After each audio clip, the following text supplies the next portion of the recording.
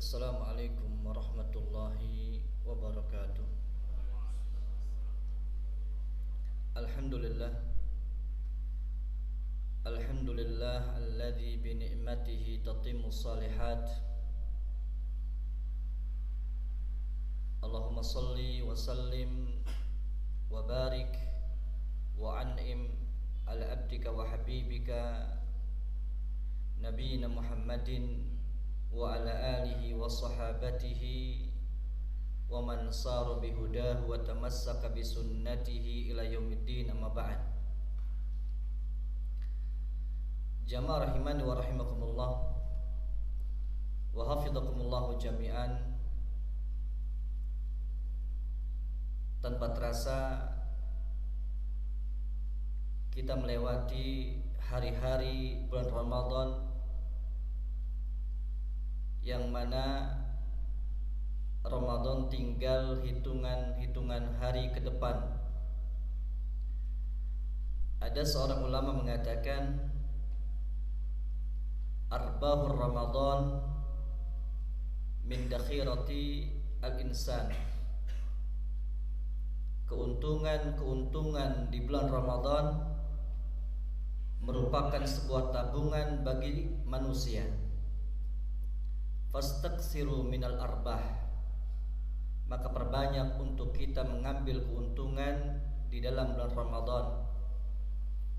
Li'annahu laqad qarba arwah, kan sejatinya Ramadan akan meninggalkan kita semua. Maka ketika Ramadan meninggalkan kita, maka yang ada adalah bagaimana setiap hamba Allah Azza wa Jal berbahagia ketika menyambut Hari Raya Idul Fitri. Akan tetapi keramaian Idul Fitri, kepulangan orang-orang menuju kampung halamannya, yang dikenal oleh kita dengan kata mudik, yang menyebabkan beraneka ragam kemacetan di jalanan yang kita rasakan mulai daripada sekarang ini.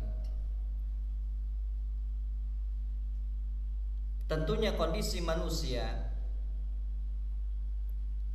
ketika menghadapi kemacetan yang ada, maka di antara mereka ada yang keluh resah, ada di kalangan mereka merasa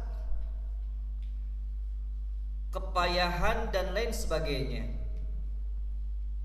Ditambah lagi dengan sebuah kemacetan yang dikondisikan kendaraan yang tidak memadai, kendaraan yang berusia sudah tua. Ditambah lagi dengan kondisi yang sangat panas, dengan kondisi kendaraan yang tidak ber-AC. Maka kondisi-kondisi yang seperti ini menjadikan manusia menjadi semakin gundah gulana. Bahkan tidak sedikit di kalangan manusia ketika mengendarai kendaraan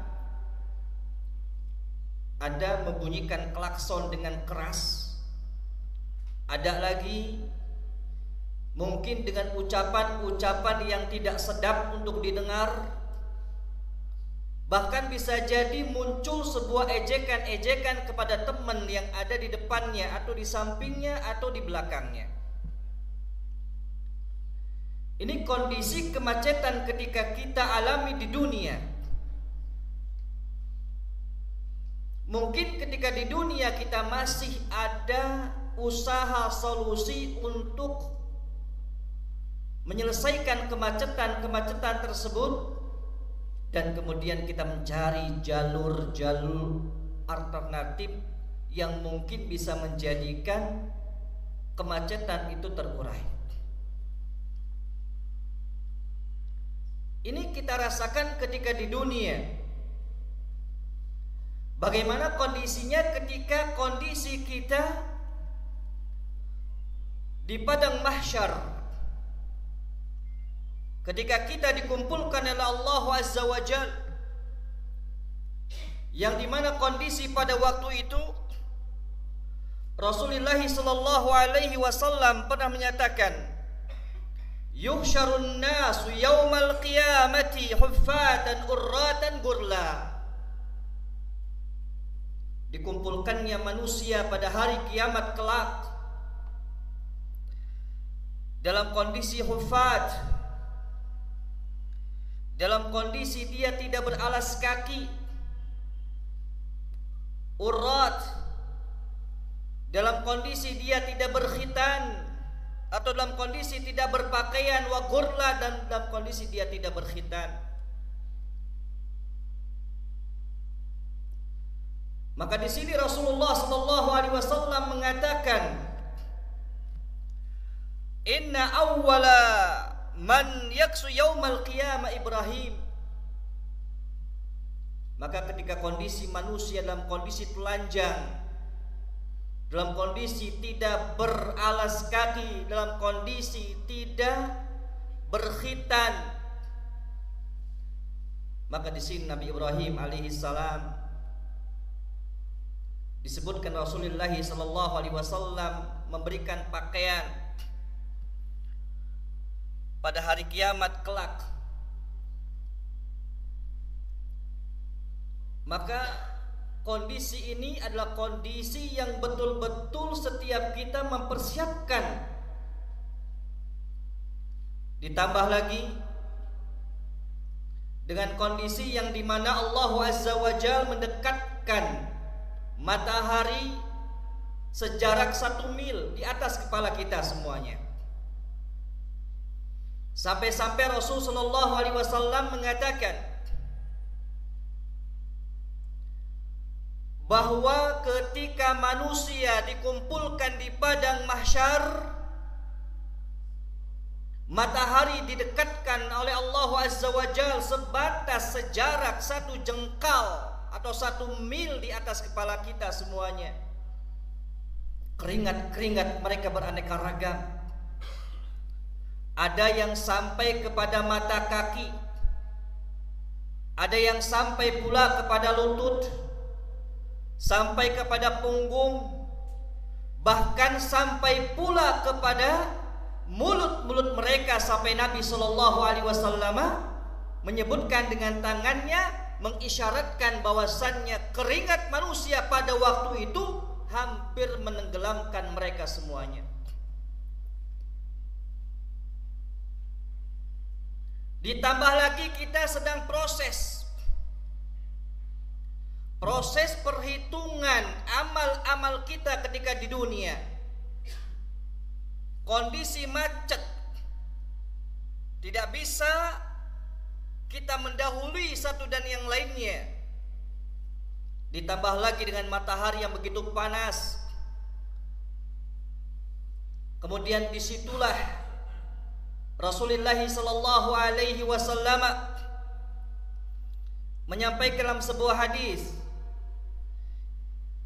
yang hasan sahih dari sahabat yang mulia Abu Barzah al-Aslami, yang diriwayatkan oleh Imam At-Tirmidzi, bahwasannya Nabi sallallahu alaihi wasallam mengatakan, la tazulu qadama abdin hatta yus'ala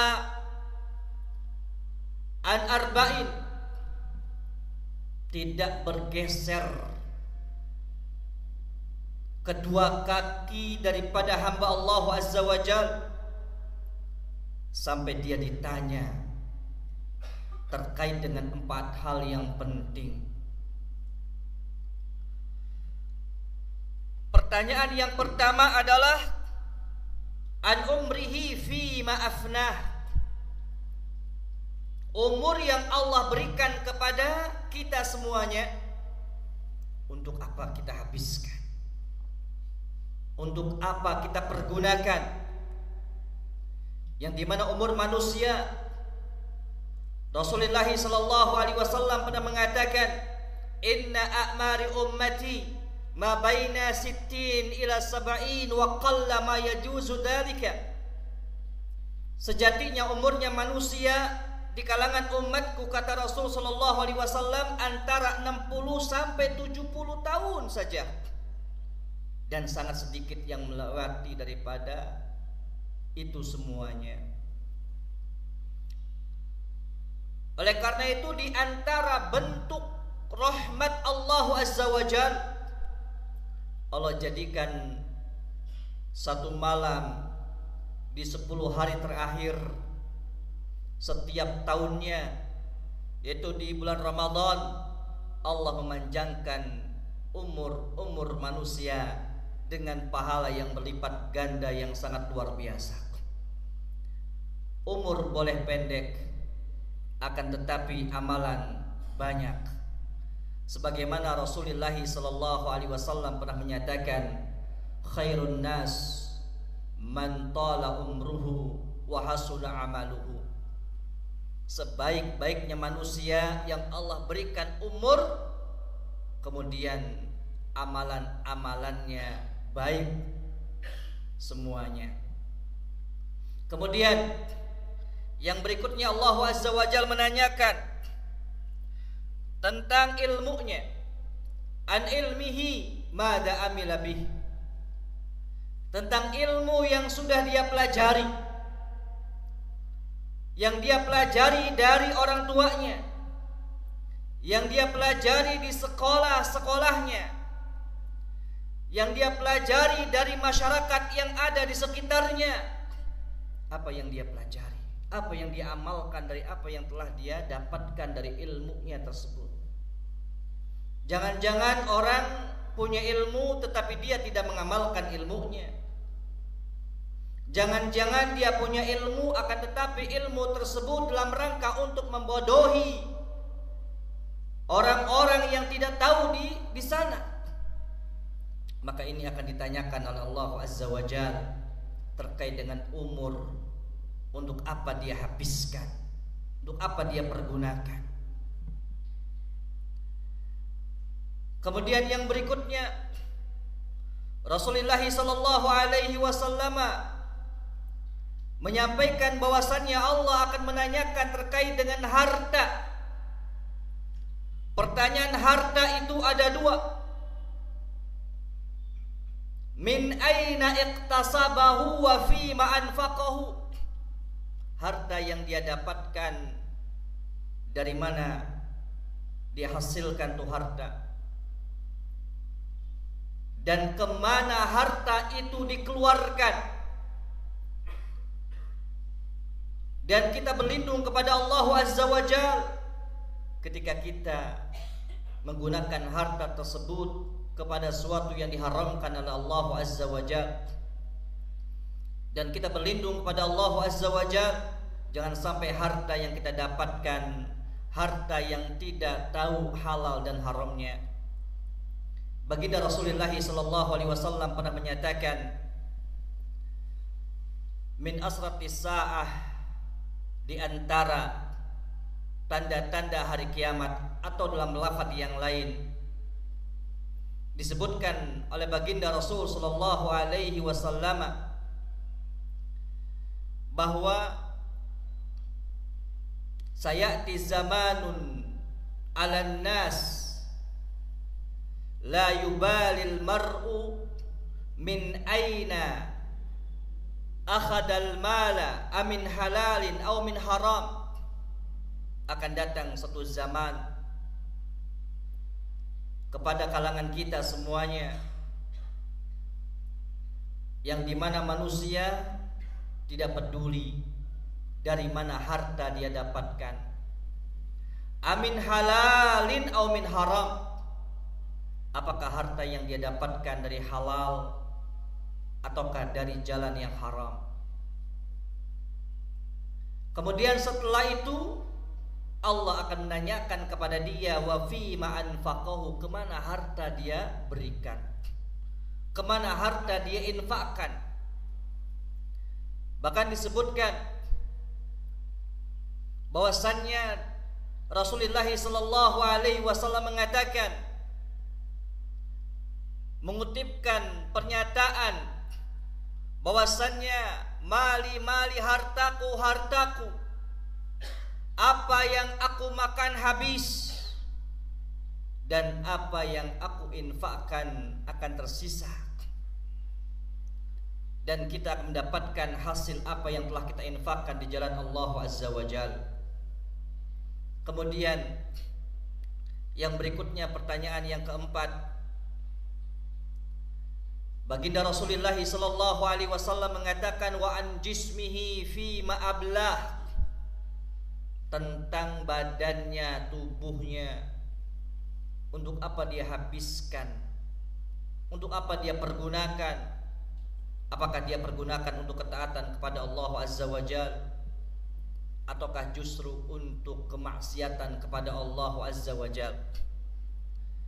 Karena sejatinya manusia di antara dua kutub, kutub ketaatan dan kutub pembangkangan kepada Allah Azza wa Jalla.